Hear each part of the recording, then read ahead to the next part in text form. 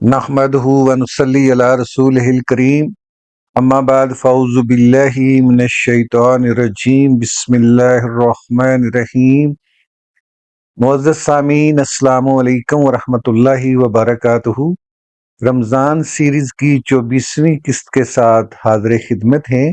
ہمارا آج کا موضوع ہے تہجد اور قیام اللیل کی فضیلت۔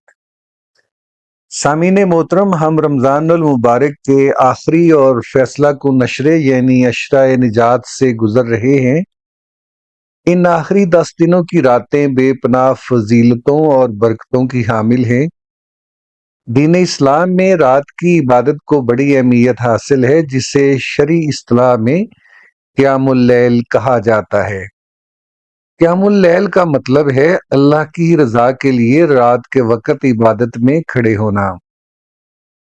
نماز عشاء کے بعد پڑھی جانے والی تراویح بھی قیام اللیل ہی کا حصہ ہے، لیکن اس قیام کا سب سے اعلیٰ، افضل اور محبوب ترین درجہ نماز تہجد ہے۔ تہجد کے معنی ہے نیند قربان کر کے بستر چھوڑ کر اٹھنا۔ دن کی روشنی میں تو ہر شخص اپنے رب کو یاد کرتا ہے، لیکن رات کی تاریکی اور تنہائی میں جب ساری دنیا میٹھی نیند سو رہی ہو، اپنے نرم و گرم بستر کو چھوڑ کر اللہ کے حضور کھڑے ہونا سچے عشق اور کامل ایمان کی سب سے بڑی دلیل ہے۔ سامعین محترم، قرآن مجید میں اللہ رب العزت نے اپنے خاص اور محبوب بندوں کی صفات بیان کرتے ہوئے ارشاد فرمایا ہے کہ ان کے پہلو ان کے بستروں سے الگ رہتے ہیں اور وہ ڈر اور امید کے ساتھ اپنے رب کو پکارتے ہیں۔ اسی طرح سورہ بنی اسرائیل میں نبی کریم صلی اللہ علیہ وسلم کو براہ راست مخاطب کر کے حکم دیا گیا، اور رات کے کچھ حصے میں تہجد پڑھا کرو، یہ تمہارے لیے نفل ہے، قریب ہے کہ تمہارا رب تمہیں مقام محمود پر فائز کر دے۔ مقام محمود وہ عظیم الشان مقام ہے جو روز قیامت شفاعت کے لیے صرف ہمارے نبی کریم صلی اللہ علیہ وسلم کو عطا کیا جائے گا۔ علماء کرام فرماتے ہیں کہ جو شخص قیام اللیل اور تہجد کا پابند ہو جاتا ہے، اللہ تعالیٰ دنیا اور آخرت میں اس کے درجات کو بے پناہ بلندی عطا فرما دیتا ہے اور اس کے چہرے پر ایک خاص روحانی نور اور کشش پیدا کر دیتا ہے جو دن کے اجالے میں بھی چمکتا ہے۔ سامعین محترم، رات کے آخری پہر کی فضیلت کا اندازہ اس بات سے لگائیے کہ صحیح بخاری کی حدیث مبارکہ کے مطابق اللہ تعالیٰ ہر رات کے آخری تہائی حصے میں آسمان دنیا پر نزول اجلال فرماتا ہے اور پکارتا ہے، کون ہے جو مجھ سے دعا مانگے اور میں اس کی دعا قبول کروں؟ کون ہے جو مجھ سے مانگے اور میں اسے عطا کروں؟ کون ہے جو مجھ سے مغفرت طلب کرے اور میں اسے بخش دوں؟ ذرا سوچئے، خزانوں کا مالک خود آواز دے رہا ہے، مگر ہم غفلت کی نیند سو رہے ہوتے ہیں۔ جو شخص اس وقت اٹھ کر 2 رکعت نفل بھی پڑھ لیتا ہے اور ہاتھ پھیلا دیتا ہے، وہ کبھی نامراد نہیں لوٹتا۔ یہ وہ سنہری وقت ہے جب مانگی گئی دعائیں سیدھی عرش الہی تک پہنچتی ہیں۔ سامعین محترم، عام دنوں میں تہجد کے لیے اٹھنا نفس پر بہت بھاری گزرتا ہے، لیکن رمضان المبارک میں اللہ تعالیٰ نے ہمارے لیے یہ سعادت حاصل کرنا انتہائی آسان کر دیا ہے۔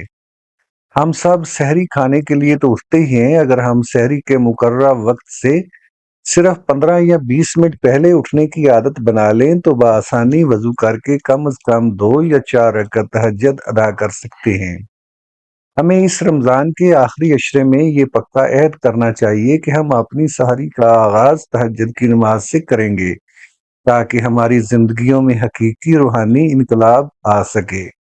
سامعین محترم، اب ہم رات کے اس پرسکون پہر اور قیام اللیل کی اس عظیم فضیلت کو یاد کرتے ہوئے نہایت عاجزی سے اپنے پروردگار کے حضور دعا کے لیے ہاتھ اٹھاتے ہیں۔